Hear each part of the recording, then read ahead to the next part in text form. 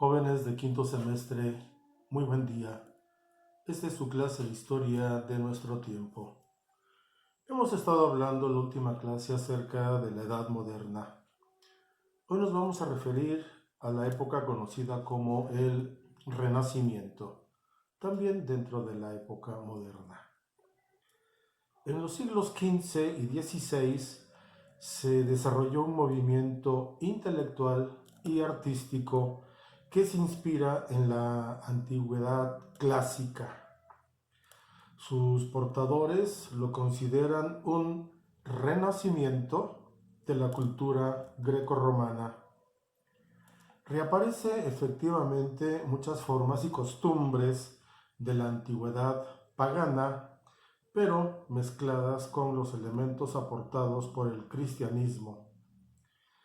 Recuerden que antes del Renacimiento hay una época llamada el oscurantismo, y se refiere precisamente porque la figura central en la época del oscurantismo, el cual le dan el nombre porque todo giraba alrededor de Dios en la época cristiana. Nadie podía hacer una canción, tener una pintura, hacer una escultura, referirse a cualquier parte o cualquier medio artístico que no fuera referente a Dios, de tal manera que el desarrollo humano se hizo a un lado y la piedra angular de esta época es Dios. Por lo tanto se llama el oscurantismo porque el desarrollo del humanismo, el desarrollo de la ciencia no prosperó, quedó prácticamente, digamos, congelado en el tiempo. Y obviamente hubieron muchos mitos y circunstancias que en esta época fueron prácticamente una especie de barbarie cultural. En el Renacimiento, nuevamente entonces se coloca en el centro de la atención al hombre mismo y su vida terrenal, en vez de Dios y la vida después de la muerte, como había sucedido en la Edad Media. Por primera vez entonces, desde los tiempos de Grecia y Roma, se va a investigar y se va a expresar por parte de los individuos con audacia, ya que va a contar con medios de conocimiento y, como veremos más adelante, científicos de esa época. El Renacimiento significa hasta cierto grado una rebelión de las ciudades contra el orden feudal. Recuerden que los feudales, los señores feudales, controlaban grandes extensiones de tierra y controlaban a las personas que vivían en esta, los siervos, los cuales prácticamente estaban sometidos o esclavizados, por decirlo de una forma, bajo los impuestos y el pretexto de la protección del señor feudal para sus campesinos.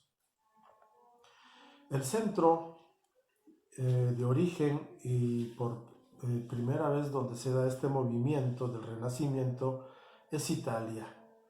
Y precisamente esto se debe al desarrollo comercial y político que tuvieron estas ciudades. Recuerden que era el puerto para llegar a la lucha de las cruzadas.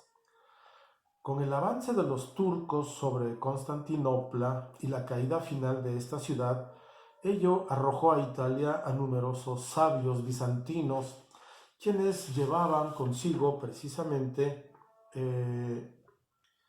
la tradición del antiguo imperio romano. Y esto va a ayudar mucho para el estudio de los clásicos griegos, los cuales obviamente habían sido olvidados. Con el movimiento del Renacimiento, como lo venimos explicando, se va a dar algo que se va a conocer como el humanismo y la ciencia. Los humanistas se dedicaron al estudio de la vida y de las costumbres del hombre, basándose en autores clásicos, en contradicciones con los sabios medievales que ponían en el centro a la religión y a Dios. Dieron gran importancia al conocimiento del latín y del griego, así como del hebreo y del arameo, lo cual va a permitir examinar los textos originales de la Biblia y difundir sus versiones al respecto.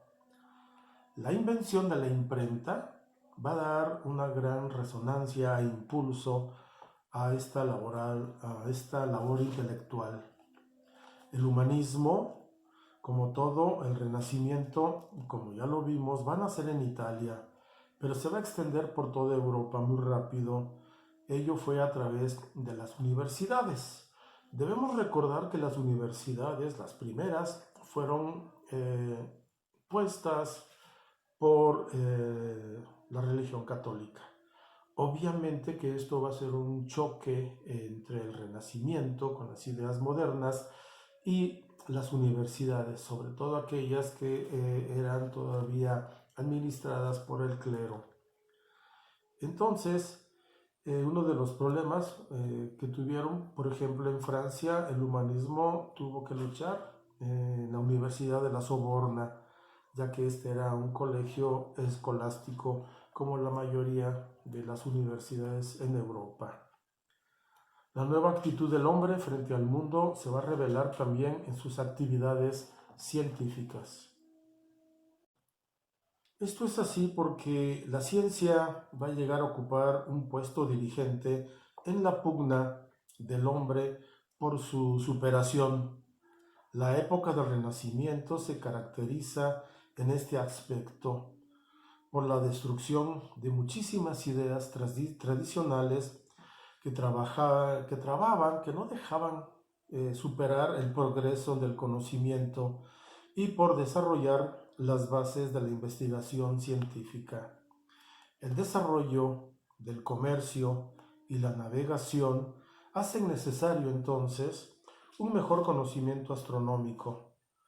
Y entonces también van a entrar algunas ideas, por ejemplo, como la de Copérnico, que fueron publicadas en el año 1543, donde Copérnico afirma que el Sol y no la Tierra era el centro del universo, lo cual casi le cuesta la vida, puesto que la Santa Inquisición lo llamó para cuestionarlo y se tuvo que retractar. Entonces vamos a ver que la ciencia, enfrentándose a la religión, van a tener una lucha encarnizada y obviamente superó la ciencia a la religión, puesto que había aspectos que no había cómo justificarlo. Recuerden, la religión se trata de fe, es decir, no cuestiono, nada más creo. Mientras que la ciencia, pues lo vemos, pone hipótesis y luego hay que comprobarlo. Bien, hasta aquí la clase de hoy. La próxima clase veremos el Renacimiento en Italia y sus principales exponentes. Gracias por su atención, no olviden sus evidencias y síganse cuidando. Buen día.